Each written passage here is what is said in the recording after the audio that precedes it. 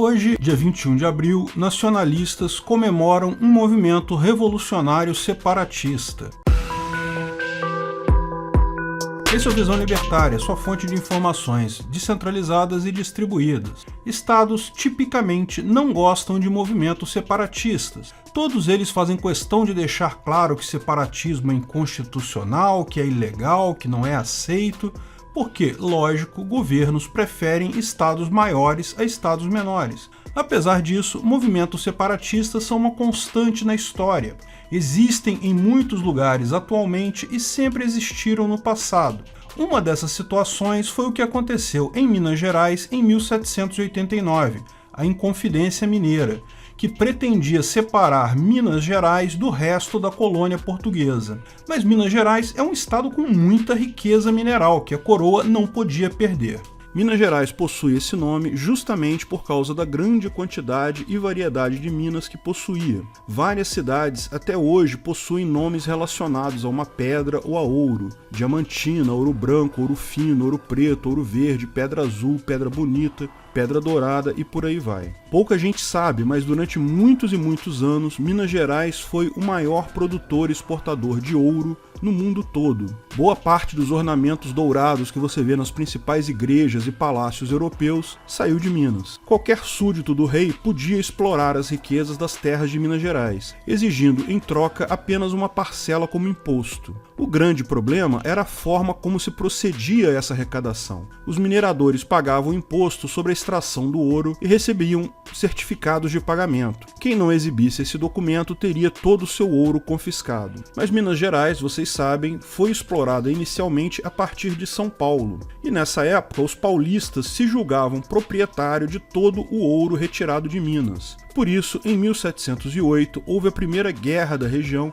entre mineiros e paulistas. A autoridade da coroa portuguesa contribuiu para o fim do conflito, que então passou a controlar com maior rigor a exploração de ouro em Minas, recolhendo 20% de tudo que era produzido, o que ficou conhecido como o quinto. Antes do quinto, o ouro em pó era a principal moeda de troca, pois era fácil de pesar e fragmentar, mas obviamente dificultava a cobrança do imposto. Por isso, em 1719, o rei Dom João V assinou uma lei criando as casas de fundição, mudando novamente as regras para a cobrança do imposto. Ninguém deveria sair levando ouro que não estivesse sido quintado e proibia-se terminantemente a circulação do ouro em pó. Quem fosse apanhado com isso e não estivesse se dirigindo para as casas de fundição seria tratado como contrabandista, teria seus bens confiscados e poderia mesmo ser deportado para a África. Essa medida provocou enorme descontentamento na população, além de gerar sérios problemas no comércio, uma vez que nem todos tinham ouro o suficiente para ser transformado em barra. Principalmente atrapalhava os mais pobres, que nunca juntavam o suficiente. Mais uma maneira eficiente que o Estado arranjou de matar pobre. Tão logo as casas de fundição começaram a funcionar,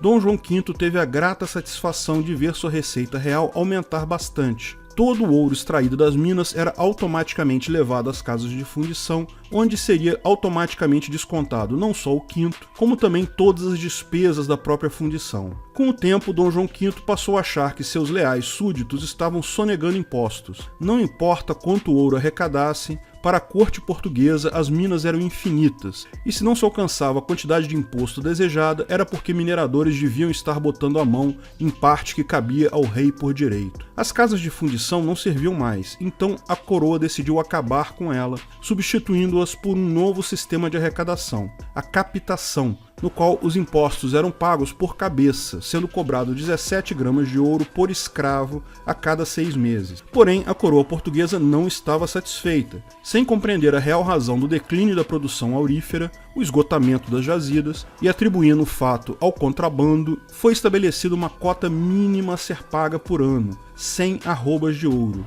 Caso esse valor não fosse atingido, a coroa lançava a derrama, uma contribuição coletiva rateada entre todos os moradores da capitania, mineradores ou não, para cobrir os prejuízos do rei. Olha que maravilha isso, né? Você decide quanto você quer ganhar e o pessoal tem que dar um jeito de te entregar esse dinheiro, senão é punido. Até 1766, a cota sempre foi atingida. Contudo, com o esgotamento das minas, os mineiros não conseguiam mais pagar o tributo, que foi se acumulando ano a ano. Então, por volta de 1788, começou-se a falar que a derrama seria cobrada de todos e todos iriam à falência. Isso atingiu expressivamente a classe mais abastada de Minas Gerais, proprietários rurais, comerciantes, intelectuais, clérigos, militares, que, descontentes, começaram a se reunir para conspirar. E assim começou a Inconfidência Mineira. A Inconfidência Mineira não foi um movimento que surgiu de iniciativa popular. Quem era pobre durante todo esse tempo sempre esteve na pior, mas só foi mexer com a elite que aí eles começaram a decidir a fazer alguma coisa. Contratantes, padres, clérigos, coronéis, capitães e sargentos se juntaram, e entre eles estava Joaquim José da Silva Xavier. Joaquim era tropeiro, minerador, comerciante e militar, mas por causa do ofício que também realizava como dentista, foi apelidado de Tiradentes. A conspiração pretendia eliminar a dominação portuguesa de Minas Gerais, estabelecendo um país independente. Não havia a intenção de liberar toda a colônia brasileira, pois naquele momento uma identidade nacional ainda não existia. A forma de governo escolhida para o novo país foi estabelecida uma república, inspirado pelas ideias iluministas da França e a independência recente dos Estados Unidos da América. Não havia intenção de liberar escravos também, já que muitos dos participantes do movimento eram detentores dessa mão de obra. Porém, antes que a conspiração se transformasse de fato em uma revolução, o movimento foi traído no dia 15 de março de 1789 pelo coronel Joaquim Silvério dos Reis, que fez a denúncia para obter o perdão das suas dívidas com a coroa. Agora presos, todos os inconfidentes aguardaram durante 3 anos pela finalização do seu julgamento. Durante o inquérito judicial, todos negaram a sua participação no movimento,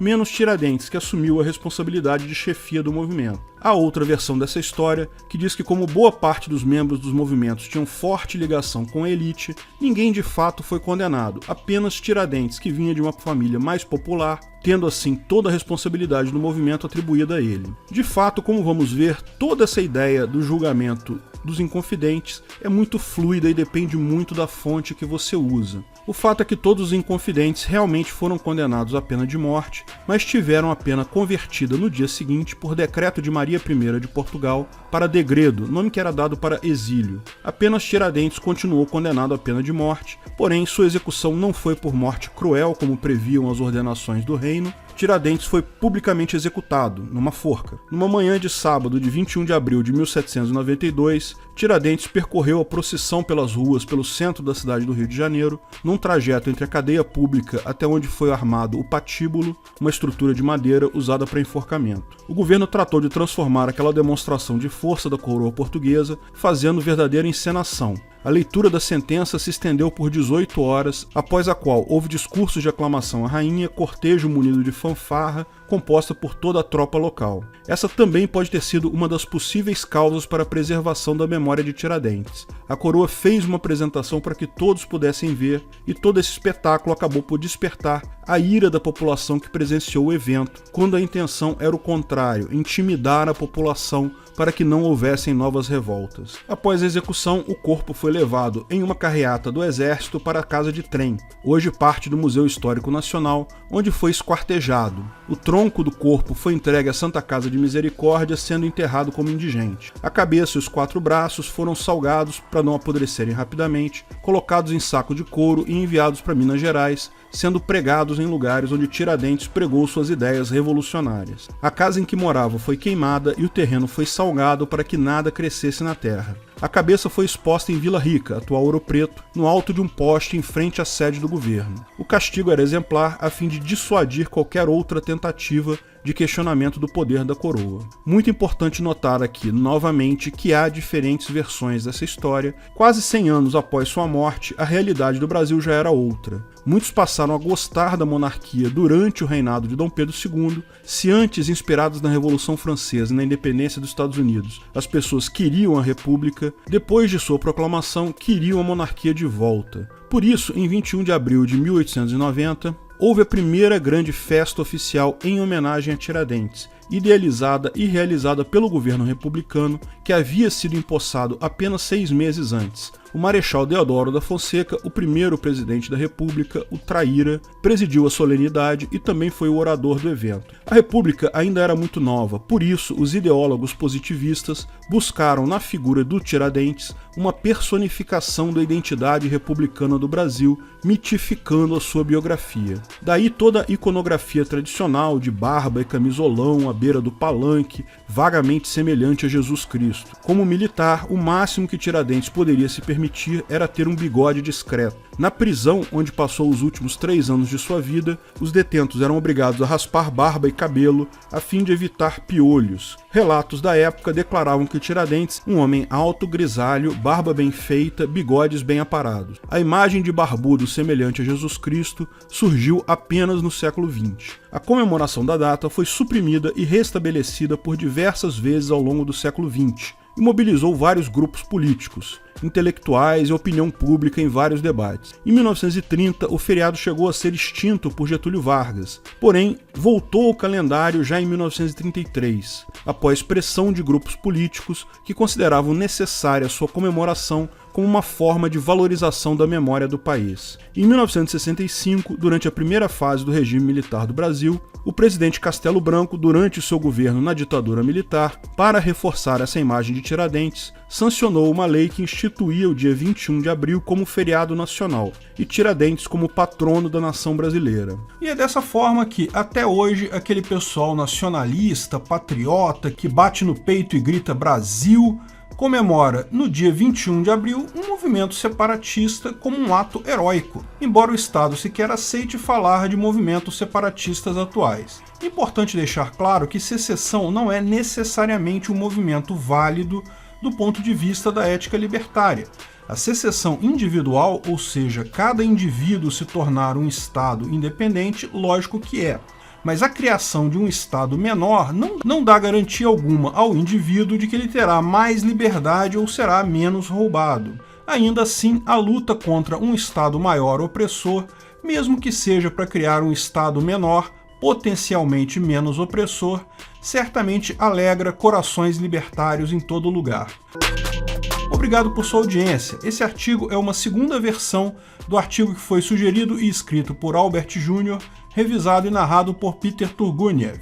Esse vídeo foi um oferecimento de armataweb.com, cloud e serviços de data center, 100% de compromisso com a satisfação e privacidade dos clientes. Aceitamos Bitcoin. Veja o link na descrição do vídeo. Se você gostou desse vídeo, clique no like e compartilhe ele em suas redes sociais. Se inscreva no canal para nos ajudar, clicando no botão vermelho abaixo. Se quiser ser avisado de novos vídeos, clique no sininho ao lado. Até a próxima!